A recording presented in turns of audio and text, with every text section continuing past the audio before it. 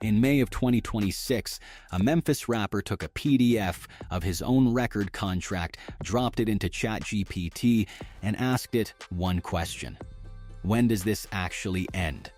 What came back kicked off one of the most closely watched contract disputes in recent hip-hop history, and it happened to a man who'd already survived 2 prison sentences and one of the largest nightclub shootings in Arkansas history just to get a record deal in the first place. His name is Finesse2Tymes. 4 years ago, he walked out of federal custody with nothing in 90 days. Had a Billboard hit, a gold plaque, and an XXL freshman cover.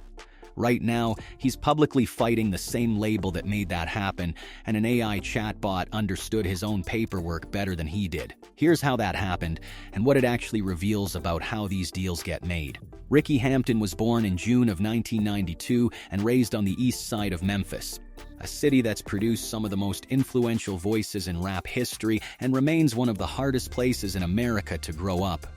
His path through the streets started early. At 15, he was arrested and charged as an adult for aggravated robbery.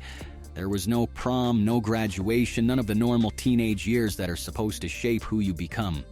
When he came home, he started rapping under the name Finesse2Tymes, and around 21, he co-founded a collective called Memphis Greatest Underrated, MGU, alongside a group of young local artists that included 2 names you'd recognize today: Moneybagg Yo and Black Youngsta. None of them had a record deal yet. They were just grinding in the same city, chasing the same shot.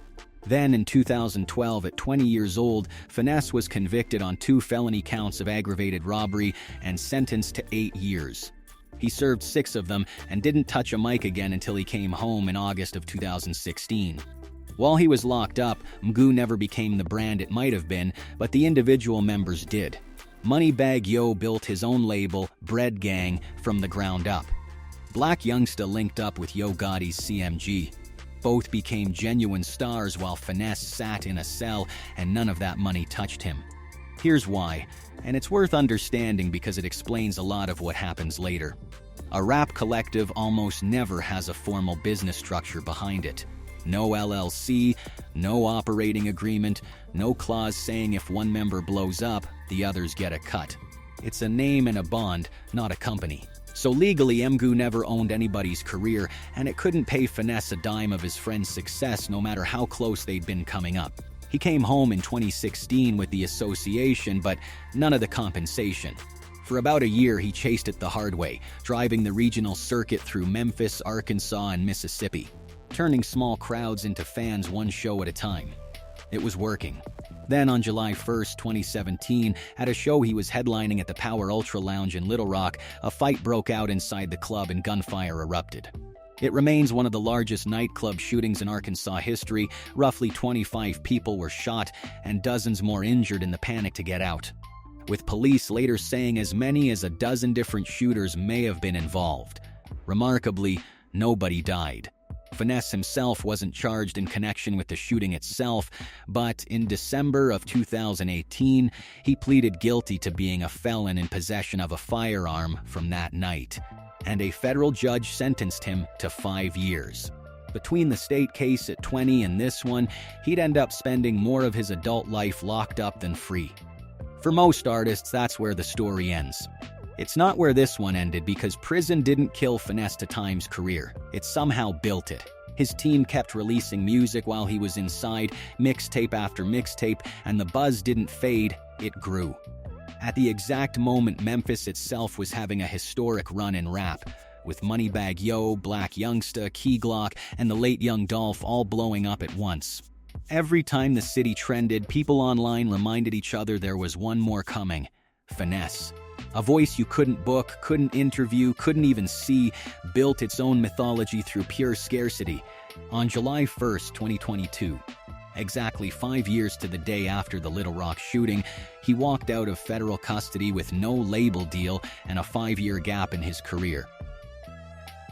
What happened over the next 90 days became genuine industry folklore. He squashed his old tension with Moneybagg Yo, and Bagg didn't just shake his hand, he signed him to Bread Gang and put out a track with him called Black Visa. A month later, he dropped a record with Gucci Mane. Then, in October of 2022, he signed with Mob Ties, the label founded by J. Prince Jr., in a joint deal with Atlantic Records, stacking him inside a 3-layer machine: Bread Gang, Mob Ties, and major label distribution. Right on schedule, the single Back End caught fire, cracked the Billboard Hot 100, and eventually went gold. His mixtape, named simply 90 days after the run itself, debuted at number 57 on the Billboard 200, featuring Gucci Mane and Lil Baby. By 2023, he'd landed on an XXL freshman list less than a year after his release, which almost never happens for someone his age with his record. A man who was in a federal cell that June had a certified hit by the fall. The cracks started showing about a year later, and they were mostly financial. In October of 2024, the Bread Gang partnership quietly ended. No public blow-up. Just Finesse saying the deal had run its course. That same year, his 22-track debut album Art of War arrived with real budget and real features, Kodak Black and Rick Ross among them, and it did not chart. Not underperformed, didn't chart at all. His 2022 mixtape, put together while he was rebuilding his life from scratch, had outperformed the major label debut built with 2 more years of momentum behind it. In an industry where the label typically recoups its costs before the artist sees meaningful royalties, a flop like that doesn't just sting, it puts you deeper in a hole you can't see from the outside. Then came 2025, and this is where it's worth understanding what federal supervised release actually means, because it shaped everything that followed. When you finish a federal sentence, you're not fully free. You're on paper, with a probation officer, drug testing, and one rule above the rest: don't catch new police contact. And you don't get a new trial with a new jury. You go in front of a judge who can send you back on a lower standard of proof than a criminal conviction requires. Every deal, every hit record, every tour stop you just heard about was happening with that condition hanging over it the entire time. In May of 2025, after accumulating violations on his file, Finesse surrendered to federal custody.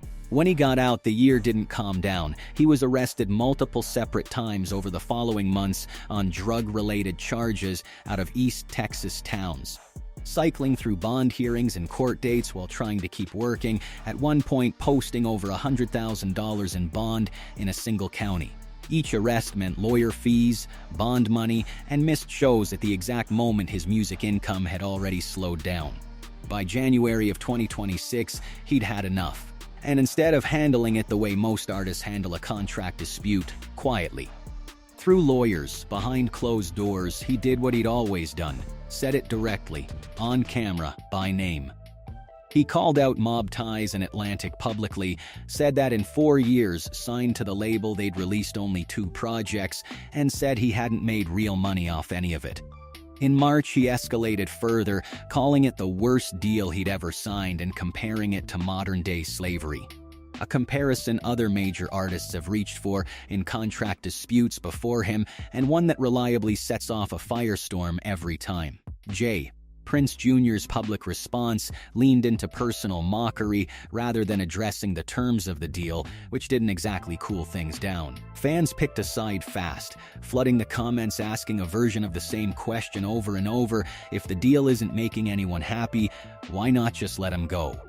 Then came May, and the moment that actually explains why this story matters beyond one artist's frustration. Finesse posted a video of himself feeding his actual contract into ChatGPT and asking it to break down the terms in plain language. What came back, according to the screenshots he then posted publicly, described what's known in the industry as a 360 deal. Here's what that actually means, because it's the single most important concept in this whole story. In an older style record deal, a label profits from your records, and everything else, your touring, merchandise, endorsements, stays yours. In a 360 deal, the label takes a cut of essentially the entire circle of your career: the music, the touring, the merchandise, and in Finesse's case, according to what he shared, his name and likeness as well. These deals became standard across the industry in the late 2000s, when labels facing collapsing album sales started demanding a piece of the revenue streams that hadn't been affected by piracy and streaming, touring, and merch. Artists have been fighting versions of this exact fight for close to 2 decades now, from platinum-selling acts of the 80s and 90s who signed away their masters for good, to modern stars publicly negotiating their way out of deals they agreed to as unknown, hungry 20-somethings with no leverage to push back. The paperwork keeps evolving. The basic imbalance rarely does. The AI breakdown also flagged what's called an assignment clause, meaning the label can transfer his contract to a different company without needing his approval, and confirm that advances and expenses get recouped from his end of the money before he sees meaningful royalties, meaning the very income streams that should have been his way out were already feeding the same account.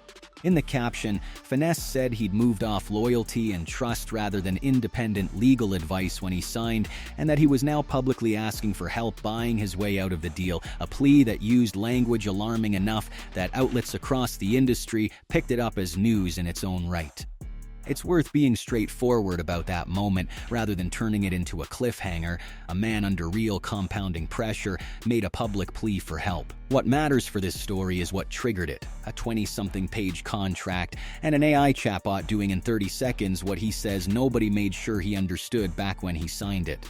Here's the through line worth sitting with. A 22-track album with real features couldn't chart, but a 30-second AI screenshot reached more people than either of his last 2 projects combined. It was confirming something a lot of working artists already suspect about how these deals are written and rarely get to see spelled out this plainly. Neither Atlantic nor Mob Ties has publicly responded in detail to the specifics Finesse laid out, and as of the most recent reporting, the 2 sides remain at odds. That hasn't slowed him down publicly. In the months since, he's kept releasing music, kept touring the same regional circuit that built him in the first place, and kept trading shots with everyone from Offset to Bone Thugs and Harmony. Still one of the most online, most talked about figures to come out of Memphis this decade. Whatever happens with that contract, the man survived a childhood in one of the hardest neighborhoods in Memphis, 2 separate prison terms, and a nightclub shooting that could have ended very differently. What finally cornered him, at least on paper, was 20-some pages of fine print he now says he never should have signed without someone independent in the room to explain it. So here's the actual question worth asking, and it's bigger than any one artist or any one label. How many other working artists are sitting on paperwork just as one-sided and just haven't had a reason yet to run it through an AI and find out? Drop your take in the comments, because this isn't really a story about one rapper's bad year. It's a story about an entire industry that still, in 2026, counts on the people it signs not fully understanding what they signed.